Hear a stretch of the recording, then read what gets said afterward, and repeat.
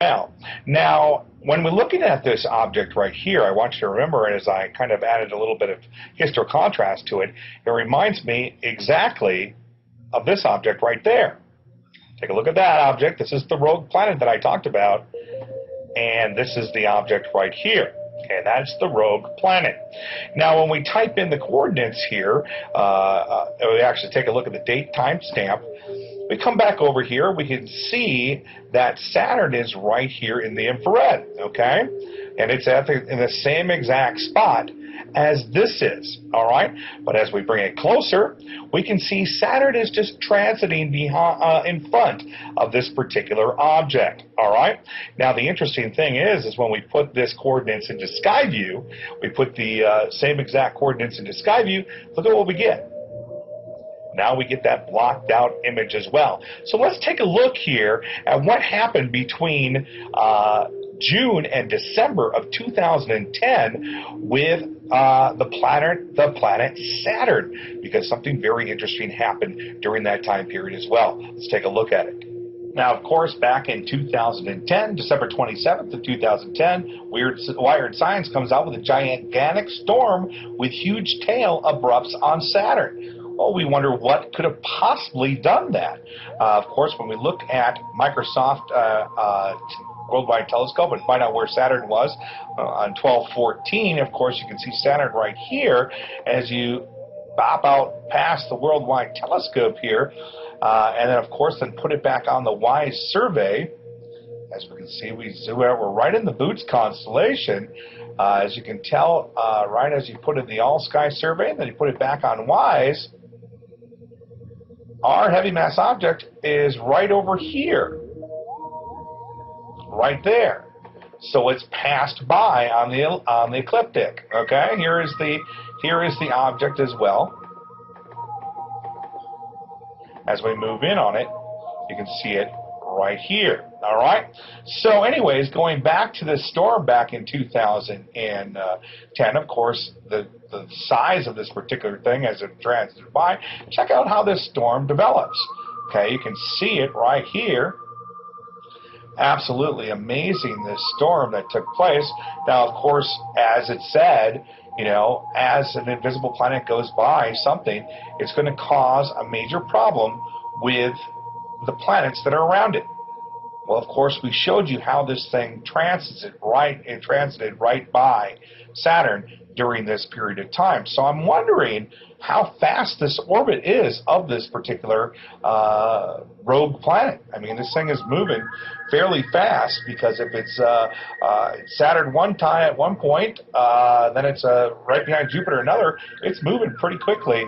Or these particular planets are moving around it very quickly. So we have to figure that out as well. So it's quite interesting.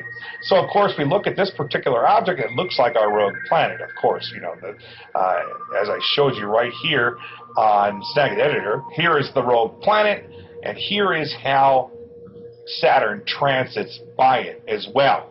All right, so we take you back here, and we know that the old ideas, of course, new worlds, invisible planets discovered using a 150-year-old technique used to find Neptune. Well, we're using that same technique to find Nibiru as well, because guys, this is Nibiru. And then when we take you back to the original shot of Nibiru, we'll just bring you right back to the area. Hang on a second here. We'll just kind of go and find it for you. We'll just come back here. As we follow the ecliptic, okay, we can see as we follow it, we can follow it down the ecliptic. It goes by Leo, all right. Then it comes down over here, down again. We follow it through. It comes down. It always stays on the ecliptic, okay? Remember that. Because there it is. Right there is the heavy mass object. Right there. This is not Saturn. It's not Jupiter. We've proven it to you. But you can believe whatever you want here with good old T-Bar. You want to stay in the dark and stay in the dark on that, because we're going to prove right now. We're going to go back and we're going to kind of take a look at the rogue planet right here. This particular object right here. We're going to kind of investigate this a little bit more. Hang on a second. All right, guys. If this doesn't convince you, I don't know what is, because I tell you, I showed you everything, but I'm going to show you the heavy mass object one more time, but this time it's in Leo, all right? As we can see, here's the same object. The backwards C, it's now green, of course, but this is the same object. I always make sure that the trolls, I don't give out everything right off the bat, because trolls are going to try to debunk this. Now, here is the same object I've been showing you all along, all right? Now, it is in Leo right now, okay? It's in Leo. As you can see, it's right outside the base of Leo. And as we pull it in, I'm just going to pull it real in and pull it deep in here. And we're going to go to the coordinates here. We're going to do the same exact thing, all right? So the coordinates for this particular object is right here. 09, 42, 54, 13, 1302. Plug that into Iris, and of course there is the object right there, and we can see it right here, clear as day. But also, I want you to pay particular close attention to what that object is right here. We'll come back to that. Now, as we take a look at the timestamp, 5/10/2010, we just plug that into 5/10/2010. And of course, we look, let's see, where's Saturn? Saturn's way over here. All right. So, wow. Boy, did you see that as we walked out? Of course, Saturn was right over here. And what do we see as we pan out? Of course, there's our rogue planet, right? Okay, now where else? Jupiter. Let's go look for Jupiter right now. All right, so now we go plug in Jupiter. So, T-Bar, your whole philosophy about that object being Saturn or Jupiter is completely wrong, because I'm going to prove it here. There is Jupiter, okay, right there, and there's the heavy mass object one more time, but Jupiter's right there, okay. All right, so now we scan out, and we see the regular Nibiru right there as we scan by.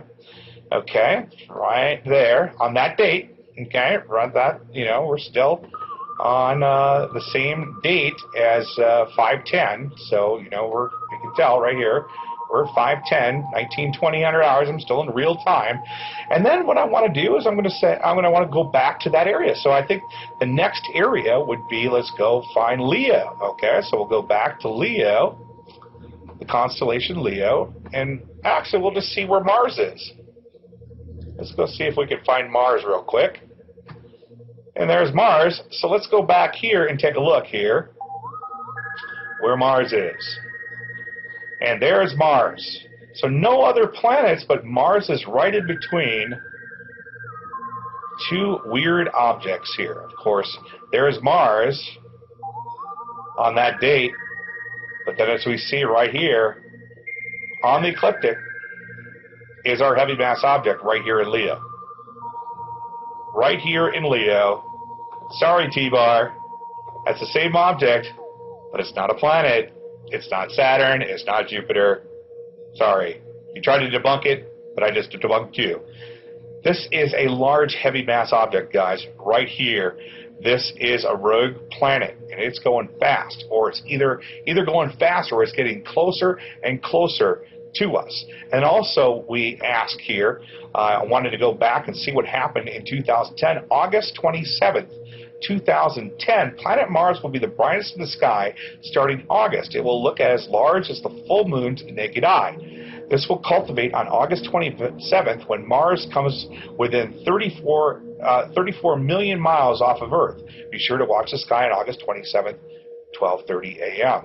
Well, let's do this, guys. Let's go and take a look at what happens on August 27th, 2010. We'll just do it right here live for you, and this is going to blow your mind. This is what's causing all of these anomalies, guys. These brightness. Let's go look at here. Now let's go find Mars. Search. Let's go find Mars. All right, there's Mars, right there.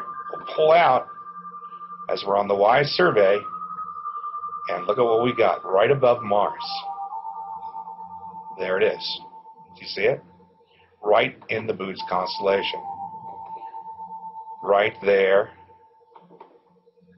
Right there it is. It's a little fainter, but you can see it.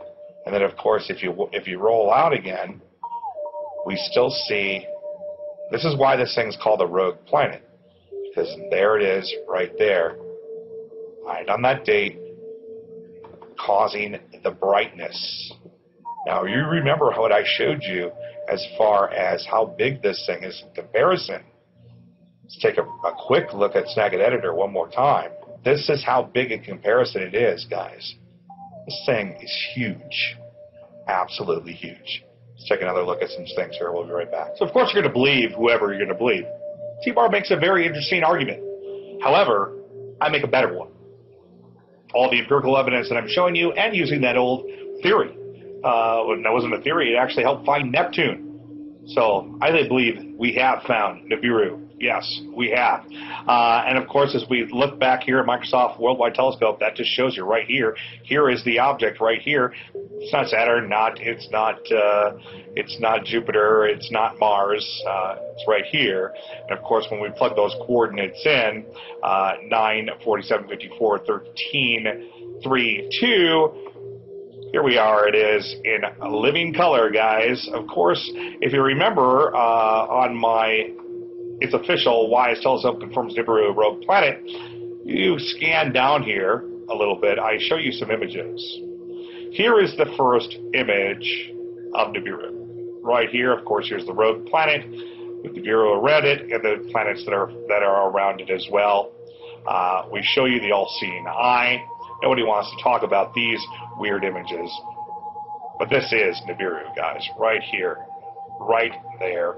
No ifs, ands, or buts about it. You just had to double prove it. That's all right. That's okay. Of course, here is the rogue planet, very similar to the object right here. I mean, it's got the same lining techniques to it. So we're going to talk a little bit more about that in coming videos. If you have not seen the official WISE Telescope Confirms Nibiru Rogue Planet, just go to BehindItSnews.com. It's the #1 popular one right now. Also, if you haven't been over to our Facebook, Don Adams, Donnie Gilson, Ben Enoch, Facebook, just come on over. Of course, Star Wars weekend this weekend as well, down at Disneyland or Disney World. So if you're down in Orlando, please hit up the Star Wars convention down there. Also, we were talking about some other objects here. This was an object that showed up on the other video that we were looking at, and what's interesting enough is we have the number 20 here, if we look. This was right in the same area of this particular object that we've been showing you all along. Go back and check out about the 25-minute marker where I talk about this object when I'm going into Google Sky. Next video, we'll get back into this as well. Also, there is a brand new video out in regards to talking about the rogue planet behind Neptune. Of course, they use this imagery at the end. But the one thing that I want to show you is here is that T, guys. Remember, this is the Jesus area right here. This is the Jesus area. I believe this is the rogue planet right here connected up to it. And this is the whole Nibiruan system right in here. So we're going to talk a little bit more about that in the next coming video. I just had to get this debunked video out so that we can keep going here. Of course, before it's news, they were featuring me as their top space just a couple days ago, new 32 degrees of insanity, 516. So we're on to it. We've got it. We've got it. Also, look at this. Check this out. Rolling Stones in space. We'll be talking about that in the coming videos. Could this be what we're looking for? Is this what we're looking for? Is this the rogue planet right here? And this is what's behind it? We're going to investigate that more and more as time goes on. Also, this is another area right here that we're going to be showing in the next video. We're going to be going into this. This is a sneak peek for the next video that we've got coming up. Of course, this was that shot of the sun, okay? And this was the plate behind it. Now, this is an X-ray image of coordinates of the original Nibiru system. I'll be going over that with the coordinates that I first showed you on the original video as well. We'll be going over it. This is the coordinates that's here. This is the Nibiru system, guys. This is it, right here. This large disk right here. I talked about it on my show on 32 Degrees of Insanity on Monday, or on Wednesday, actually.